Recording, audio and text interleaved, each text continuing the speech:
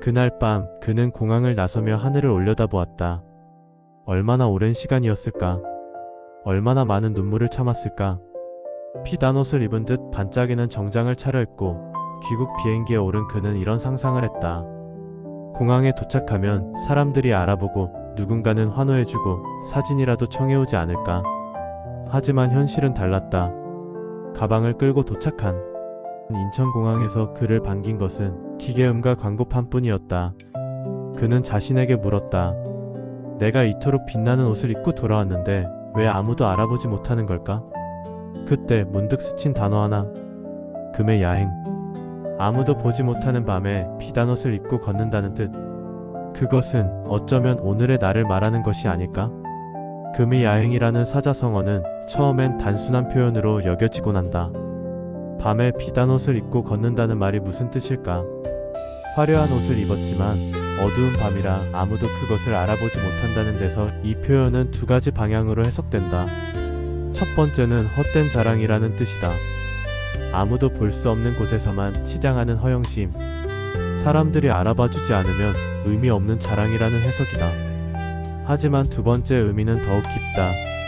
내가 걸어온 길이 아무리 찬란하더라도 세상은 그것을 알아주지 않을 수 있다. 그럼에도 나는 그 길을 묵묵히 걷는다.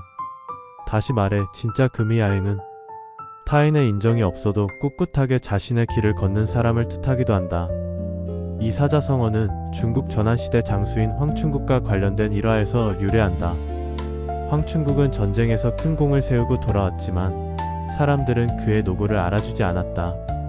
이에 황충국은 밤에 비단 옷을 입고 걷는 것과 같다며 자신의 공을 아무도 알아주지 못함을 담담히 받아들였다고 한다.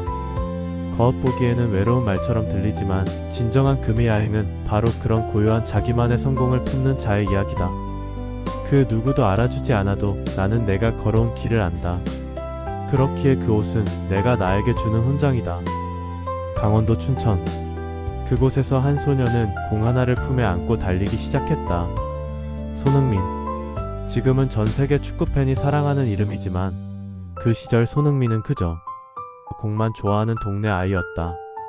손흥민의 아버지 손흥정 씨는 전직 축구선수였고 아들에게 조기교육 대신 기초의 기초부터 철저하게 가르쳤다. 공을 차는 법보다 먼저 공을 존중하는 법을 배웠고 이기기보단 지는 법을 먼저 배웠다.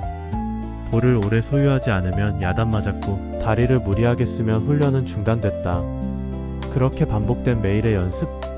누구보다 느렸고 누구보다 평범했지만 손흥민은 결코 포기하지 않았다. 흥민이는 기술이 아니라 성실함으로 컸습니다. 아버지의 말처럼 손흥민의 재능은 노력에서 나왔다. 16살 손흥민은 전 재산을 담보로 독일로 떠났다. 언어도 모르고 가족도 없고 친구도 없었다. 주어진 것은 딱 하나, 낯선 팀과 훈련 시간표. 함부르크 유소년 팀에서 손흥민은 외국인 선수로 분류되었고 훈련 때조차 따돌림을 당했다. 내가 잘해도 패스를 주지 않았다. 그땐 정말 외로웠다. 손흥민은 훗날 고백했다. 하지만 울지 않았다. 훈련장보다 2시간 먼저 나와 혼자 크로스를 연습했고 눈 오는 날에도 러닝화를 신고 공터를 돌았다. 정식 경기에 뛰지 못해도 벤치에서 누구보다 강하게 경기를 눈에 담았다. 누구도 손흥민을 알아보지 못했지만 손흥민은 자신의 하루하루를 불태우고 있었다. 이 시절은 철저히 금의 야행 그 자체였다. 그 누구도 손흥민의 노력을 보지 못했고 응원도 기사도 없었다. 손흥민이 입고 있는 옷이 비단인지 누더기인지 세상은 관심이 없었다. 2010년 함부르크 1군 데뷔. 하지만 정규 출전은 쉽지 않았다. 실수 하나에도 외국인 선수라는 이유로 혹독한 비판이 뒤따랐고 자존감은 갈수록 바닥으로 떨어졌다. 그럼에도 손흥민은 반응하지 않았다. SNS에서 사라졌고 언론 인터뷰도 줄었다. 대신 손흥민은 늘 첫 훈련에 가장 먼저 도착했고 가장 늦게 운동장을 나섰다. 경기에서 못 보여줄 때는 훈련으로 보여주겠다. 그것이 손흥민의 방식이었다. 2015년 손흥민은 아시아 선수로는 이례적으로 잉글랜드 토트넘 호스퍼에 입단한다. 프리미어리그, 세계 최고의 리그 중 하나. 한국 언론은 떠들썩했지만 실제로 손흥민을 주목한 이는 많지 않았다. 초기엔 경기력이 기복이 심하다는 평가도 있었고 일부 팬들은 영국 무대에선 부족하다며 호평했다. 유니폼은 팔리지 않았고 이름조차 발음하기 어려워 선이라는 별칭으로 불렸다. 하지만 손흥민은 흔들리지 않았다. 매일 체력 훈련과 영상 뽑기를 반복했고 감독의 신뢰를 얻기 위해 자신의 포지션을 포기하고 수비까지 전담했다. 손흥민은 화려함을 버리고 꾸준히를 택했다. 밤길을 걷는 비단옷은 여전히 알아보는 사람이 없었지만 손흥민의 땀방울만큼은 거짓이 아니었다. 2019년 맨시티와의 UEFA 챔피언스리그 8강전 손흥민은 2골을 몰아넣으며 팀을 준결승으로 이끈다. 온 세계가 손흥민의 이름을 불렀고 하루 만에 SNS 팔로워가 수십만 명 증가했다. 손흥민의 유니폼은 품절되었고 런던의 언론들은 선은 토트넘의 심장이라며 대서특필했다. 그날 손흥민은 화려한 조명을 받으며 경기장을 빠져나왔다. 카메라 수십 대가 손흥민의 얼굴을 담았고 팬들이 환호했다. 그러나 정작 손흥민의 표정은 담담했다. 누구보다 고요한 얼굴로 인터뷰 마이크 앞에 섰다. 그날 한 기자가 물었다. 지금 이 순간이 가장 자랑스럽나요? 손흥민은 웃으며 고개를 저었다.